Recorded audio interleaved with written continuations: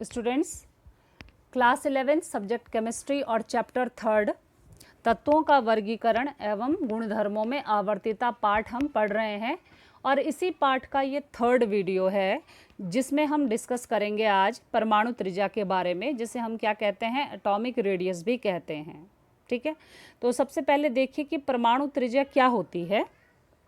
किसी परमाणु के नाभिक तथा बाह्यतम कोश के इलेक्ट्रॉन के बीच की दूरी को उस परमाणु की परमाणु त्रिज्या कहते हैं।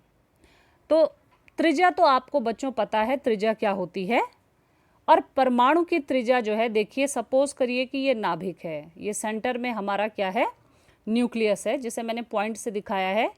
ये आपका पहला कोश है, ये आपका दूसरा कोश है, ये आपका तीसरा कोश है। ठीक है, तो यहाँ सेंटर से यानी इस नाभिक से और बाह्यतम कक्ष जो होता है, ये वाला जो सबसे लास्ट, क्योंकि इलेक्ट्रॉन सबसे पहले यहीं से निकाले जाते हैं, तो ये नाभिक से और बाह्यतम कोश की जो दूरी होती है, इसी को हम क्या बोलते हैं, परमाणु त्रिज्या बोलते हैं, एटॉमिक रेडियस बोलते हैं, जिसे हम क्या है, आर से प्रदर्शित करते हैं। ठीक है, तो इसमें तो कोई कन्फ्यूज़न नहीं है। लिखा है किसी परमाणु के नाभिक तथा बाह्यतम कोश के इलेक्ट्रॉन की बीच की दूरी क्या कहलाती है, परमाणु त्रिज्या कहलाती है।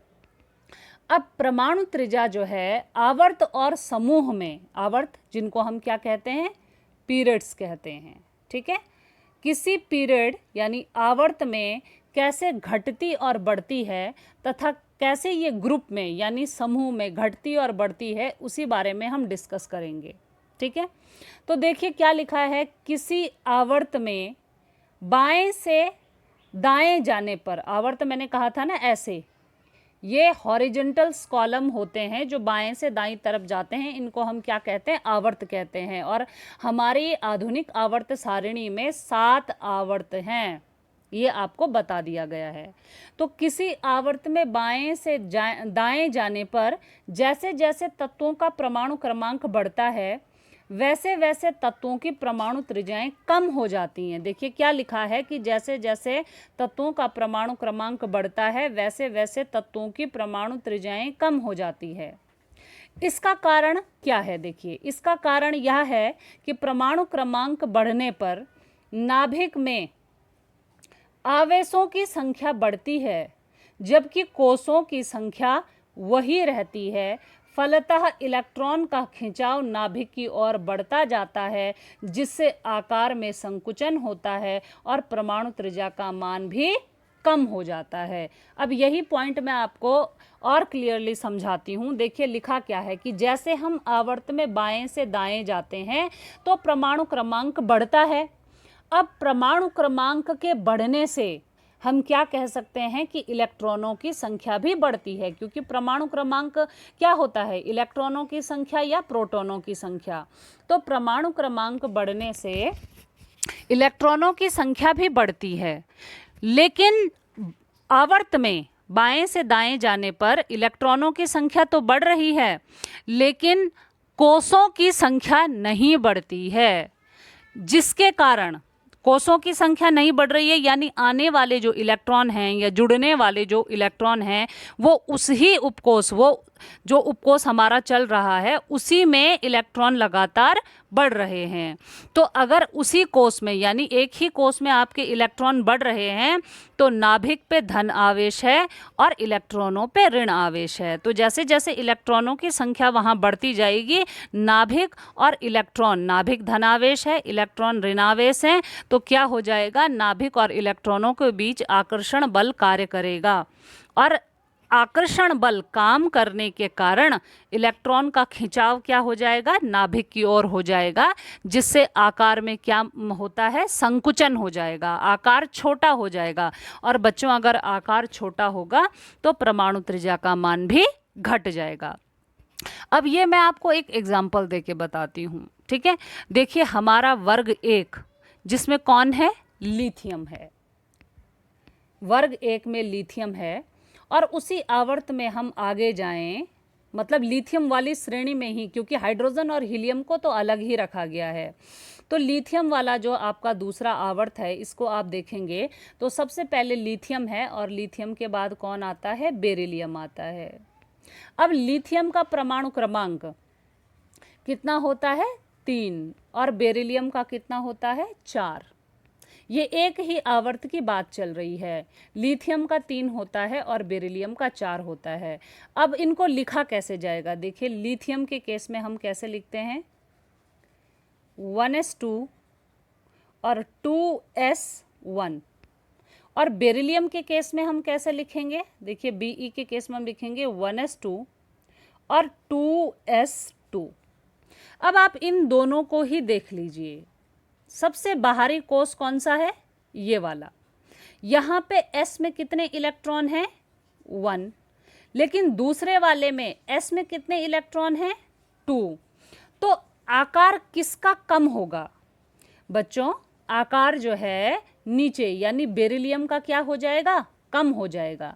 इसका परमाणु क्रमांक भले ही बढ़ रहा है लेकिन इसका आकार छोटा क्यों हो जाएगा, क्योंकि यहाँ पे जो ये 2 इलेक्ट्रॉन हैं, यहाँ पे एक ही इलेक्ट्रॉन है और यहाँ पे 2 इलेक्ट्रॉन हैं, तो इन यहाँ पे ऋण आवेश बढ़ चुका है।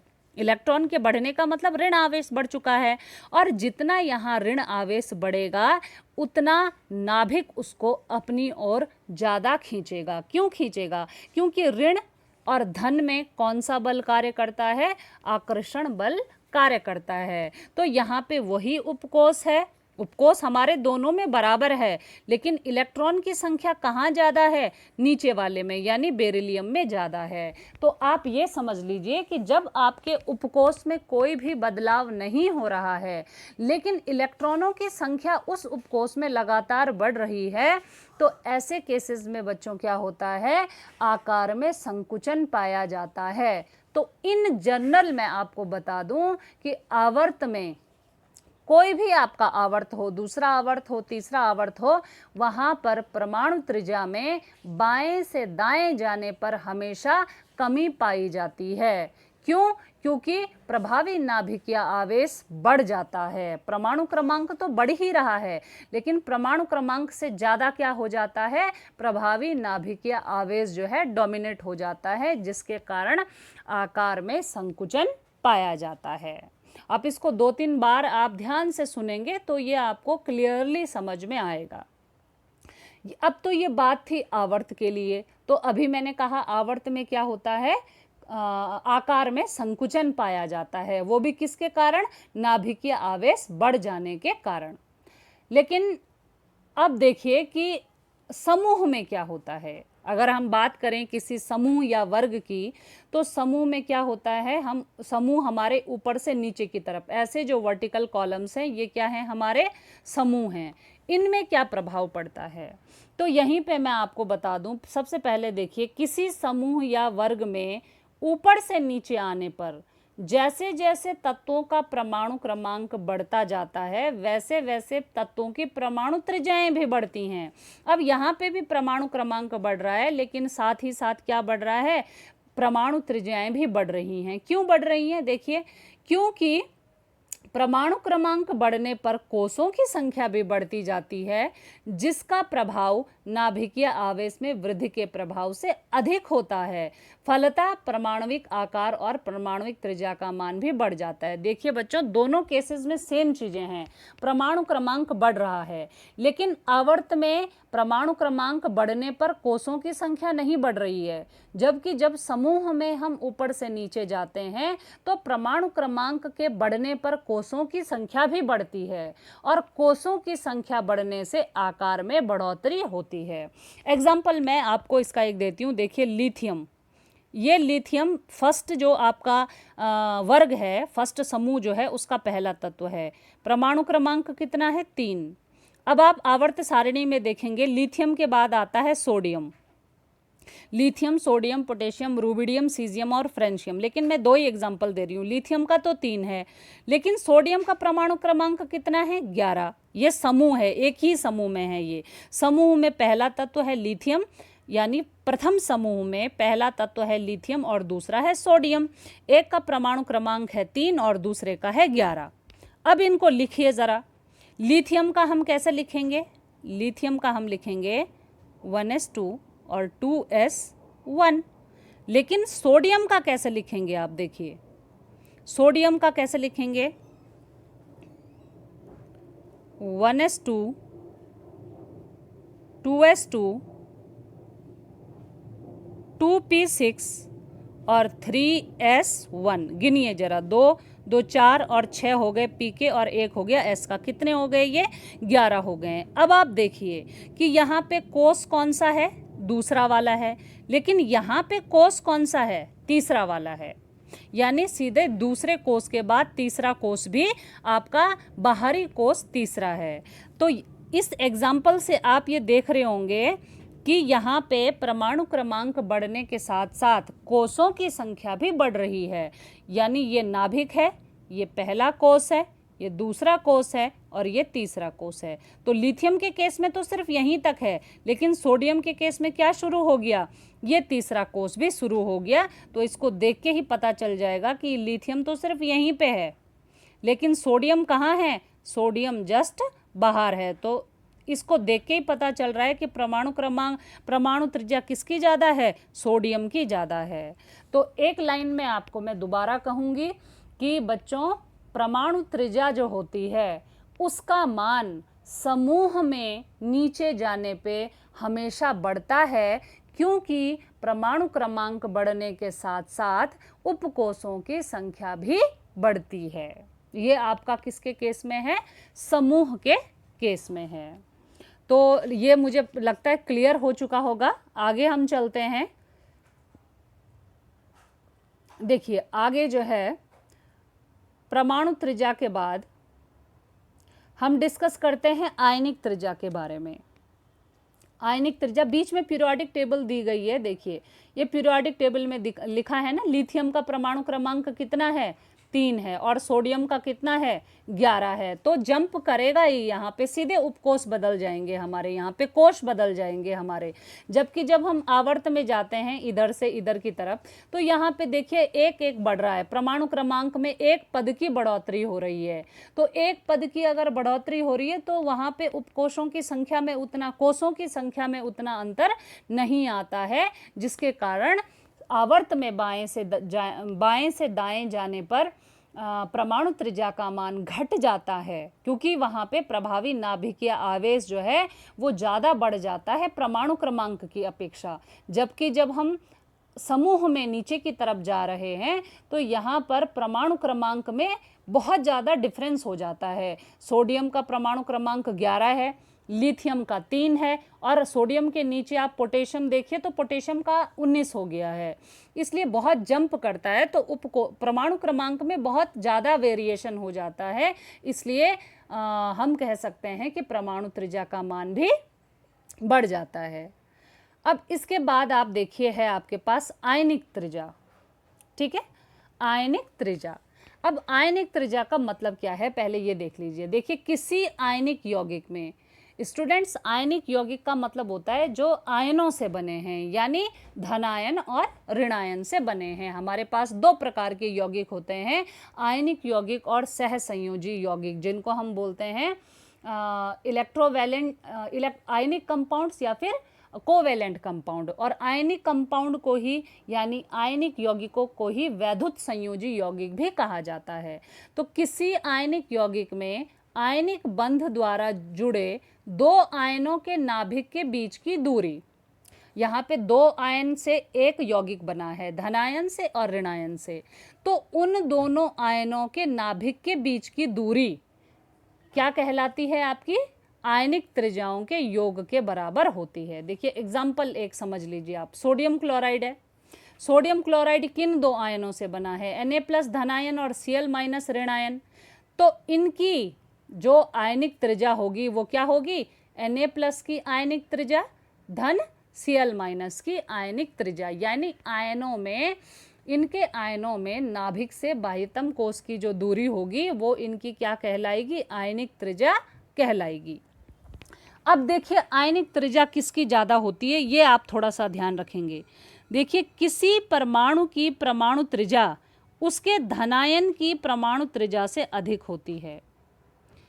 इस बात को समझिए कि किसी परमाणु की परमाणु त्रिज्या उसके धनायन की परमाणु त्रिज्या से अधिक होती है। तो बच्चों धनायन कब बनते हैं? धनायन बनते हैं जब इलेक्ट्रॉन का क्या कर दिया जाता है, त्याग कर दिया जाता है। इलेक्ट्रॉनों का क्या कर दिया जाता है, त्याग कर दिया जाता है। तो इलेक्ट्रॉनों का त्याग करने से धनायन बनते हैं। इसलिए जब इलेक्ट्रॉन हमने दे दिया तो डेफिनेटली है कि परमाणु की त्रिज्या क्या हो जाएगी, धनायन से ज़्यादा होगी। इलेक्ट्रॉन त्याग करके हमें क्या बना दिया, इलेक्ट्रॉन अगर त्याग कर दिया और किसी के बाह्यतम कक्ष में सिर्फ एक इलेक्ट्रॉन है, जैसे लिथियम, सोडियम, ये जितने भी कंपाउंड हैं, इनके बाह्यतम कोष में क्या होता है, एक इलेक्ट्रॉन होता है। तो अगर एक इलेक्ट्रॉन त्याग दिया या इलेक्ट्रॉन हमने त्याग दिया तो वो कोष तो छूट गया। अब हम कौन सा कोष गिनेंगे, अंदर वाला कोष गिनेंगे। तो ये बात आप याद रख लीजिए कि जब धनायन बनते हैं तो धनायनों की जो आयनिक त्रिज्या होती है वो परमाणु की त्रिज्या, किसी भी परमाणु की परमाणु त्रिज्या से क्या होती है, कम होती है। धनायनों की त्रिज्या परमाणु की त्रिज्या से कम होती है।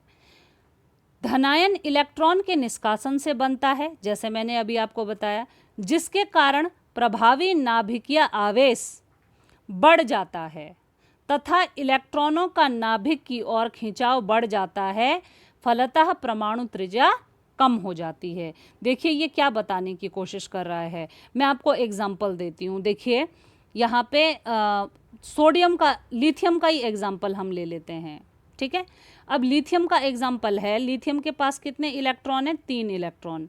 कैसे भरे गए हैं, 1s2 और 2s1 ऐसे भरा गया है। अब सपोज करिए लिथियम ने धनायन बनाया, लिथियम ने क्या बनाया, Li+, लिथियम ने क्या बना दिया, Li+ बनाया तो इसको तो दे दिया इलेक्ट्रॉन, ये वाला इलेक्ट्रॉन निष्कासित हो गया। अब हमारे पास क्या बचा, 1s2। तो बच्चों जब ये 1s2 हमारे पास बचा, ये बाहर वाला कोष तो है ही नहीं, तो यहाँ पे क्या हो गया, आपके आकार में वैसे भी कमी आ गई। अब बाहरी उपकोष को तो हम गिनेंगे ही नहीं। अब हमारा बाहरी कक्षा कौन सी है, हमारी बाहरी उपकोष कोष जो है हमारा, वो कौन सा वाला है, 1s वाला है। तो यहीं से पता चल गया कि ये नज़दीक है, ये 1s जो है नाभिक के नज़दीक है और इसको नाभिक अपनी ओर खींचेगा, ज़्यादा खींचेगा, इसीलिए क्या हो जाएगा, नाभिकीय आवेश यहाँ पे जो है मिट रखा है, नाभिकीय आवेश बढ़ जाता है या ज़्यादा हो जाता है। आप लिखेंगे, लिखा है ना, किसी परमाणु की परमाणु त्रिज्या उसकी धनायन की परमाणु त्रिज्या से अधिक होती है। धनायन इलेक्ट्रॉन के निष्कासन से बनता है, जिसके कारण प्रभावी नाभिकीय आवेश, यहाँ पे दिख नहीं रहा है तो इसको आप लिखेंगे ज़्यादा हो जाता है तथा इलेक्ट्रॉनों का नाभिक की ओर खिंचाव बढ़ जाता है, फलतः परमाणु त्रिज्या कम हो जाती है। मैंने अभी आपको लिथियम का एग्जाम्पल दिया, उसमें मैंने आपको बता दिया कि अगर लिथियम ने एक इलेक्ट्रॉन दे दिया, यानी लिथियम ने अगर Li+ बना दिया, तो बाहर वाला कोष हमारा वैसे भी गिना नहीं जाएगा और अंदर जो कि नाभिक के नज़दीक है, अंदर वाला कोष जो कि नाभिक के नज़दीक है, इसको नाभिक अपनी ओर और तेजी से खींचेगा, तो नाभिकीय आवेश बढ़ जाएगा इस पे, जिससे परमाणु त्रिज्या, आयनिक त्रिज्या क्या हो जाएगी, कम हो जाएगी। अच्छा, नेक्स्ट क्या है, नेक्स्ट देखिए, नेक्स्ट आपका जो है, अगर हम बात करते हैं ऋणायन की, किसकी बात करते हैं, ऋणायन की बात करते हैं हम। तो ऋणायन में क्या होता है, देखिए ऋणायन कब बनते हैं, ऋणायन बनते हैं इलेक्ट्रॉन को ग्रहण करने से। क्या कहा मैंने, इलेक्ट्रॉन को ग्रहण करने से क्या बनते हैं, ऋणायन बनते हैं। तो अगर इलेक्ट्रॉन जुड़ रहा है, परमाणु से ऋणायन बनने में एक या अधिक इलेक्ट्रॉन जुड़ जाता है, इस कारण नाभिक का प्रभावकारी नाभिकीय आवेश जो है घट जाता है तथा इलेक्ट्रॉन का नाभिक के चारों ओर फैलाव बढ़ जाता है, फलतः परमाणु त्रिज्या जो है बढ़ जाती है। अब यहीं पे हम डिस्कस करते हैं इसको एग्जाम्पल से कि आप एज्यूम करिए कि हम किसकी बात कर रहे हैं, माना हम जो है बेरिलियम की बात कर रहे हैं, हम बेरिलियम की बात कर रहे हैं। अब या मैं लिथियम से ही आपको बताती हूँ कि माना हम लिथियम की ही बात कर रहे हैं। लिथियम के पास कितने इलेक्ट्रॉन हैं, 3 इलेक्ट्रॉन हैं। अब लिथियम तो वैसे ऋणायन बनाता नहीं है, ठीक है, लिथियम क्योंकि धातु है, तो धातुओं में किस प्रकार की प्रवृत्ति होती है, धातुएं कभी भी ऋणायन नहीं बना पाती हैं। तो क्लोरीन का आप ले लो चाहे एग्जाम्पल, या किसी का भी एग्जाम्पल आप ले लो। तो NaCl का हम लोग अभी ले रहे थे, तो सपोज करिए कि हम क्लोरीन का एग्जाम्पल लेते हैं। क्लोरीन का परमाणु क्रमांक कितना होता है, 17 होता है। क्लोरीन का परमाणु क्रमांक कितना होता है, 17 होता है। अब इसको अगर हम दिखाएंगे 1s2, 2s2, 2p6, ठीक है, और 3s2, कितने हो गए ये, 2 2 4 और 6 10, 10 और 2 12, और यहाँ पे हो जाएगा 3s2 3p5, 3p5। ये क्लोरीन का परमाणु क्रमांक है। अब अगर क्लोरीन एक इलेक्ट्रॉन एक्सेप्ट करता है, तो एक इलेक्ट्रॉन एक्सेप्ट करने का मतलब ये Cl- बनाएगा, और यहाँ इलेक्ट्रॉनों की संख्या कितनी हो जाएगी, 18 हो जाएगी, और एक इलेक्ट्रॉन यहाँ पे बढ़ जाएगा, यानी ये कितना हो जाएगा, 3p6 हो जाएगा। अब इसी उपकोष में ये जो यहाँ पे 3p है हमारा, इसमें ये लास्ट, ये पूरा हमारा 3s और 3p, यहाँ पे क्या हो जाएगी, इलेक्ट्रॉनों की संख्या बढ़ जाएगी। इलेक्ट्रॉनों की संख्या बढ़ जाएगी तो इलेक्ट्रॉन बच्चों आपस में क्या करते हैं, प्रतिकर्षण करते हैं। इलेक्ट्रॉन आपस में क्या करते हैं, प्रतिकर्षण करते हैं, क्योंकि समान आवेश क्या करता है, आपस में प्रतिकर्षित होते हैं। तो यहाँ अगर इलेक्ट्रॉन की संख्या बढ़ गई तो ये आपस में क्या करेंगे, एक दूसरे को प्रतिकर्षित करेंगे।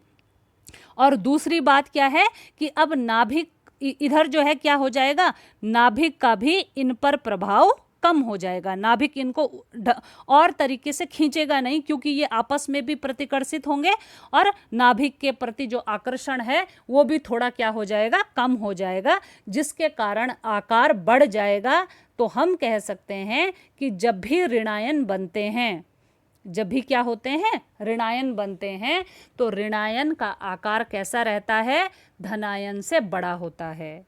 ऋणायन का आकार धनायनों से बड़ा होता है। इसको सिंपल वे में आप ऐसे भी समझ सकते हैं, क्योंकि ऋणायन में इलेक्ट्रॉन ज़्यादा हैं तो उनका आकार बढ़ जाता है, धनायन में इलेक्ट्रॉन कम है तो उनका आकार जो है कम हो जाता है।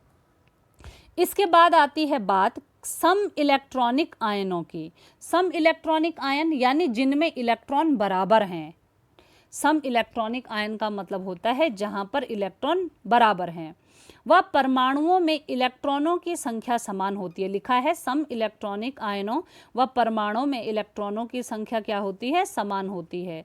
अतः इनमें कोषों की संख्या भी समान होती है।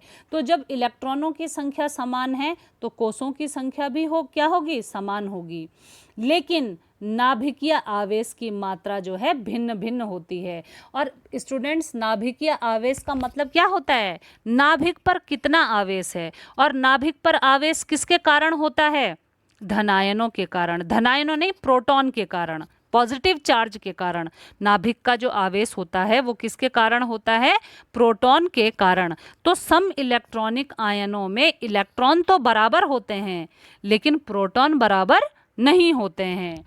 तो सम इलेक्ट्रॉनिक आयन जो हैं उन पर कोषों की संख्या भी बराबर होती है और इलेक्ट्रॉनों की भी संख्या बराबर होती है, लेकिन अलग क्या होता है, प्रोटॉन की संख्या। और प्रोटॉन की संख्या के कारण क्या होता है, नाभिकीय आवेश में भी भिन्नता पाई जाती है। तो जितना नाभिकीय आवेश अधिक होगा, इलेक्ट्रॉनों का नाभिक की ओर खिंचाव उतना ही अधिक होगा। नाभिक पे जितने प्रोटॉन की मात्रा ज़्यादा होगी उतना ही वो इलेक्ट्रॉन को अपनी ओर खींचेंगे, और अगर इलेक्ट्रॉन को अपनी ओर खींचेंगे तो परमाणु त्रिज्या का मान क्या हो जाएगा, कम हो जाएगा।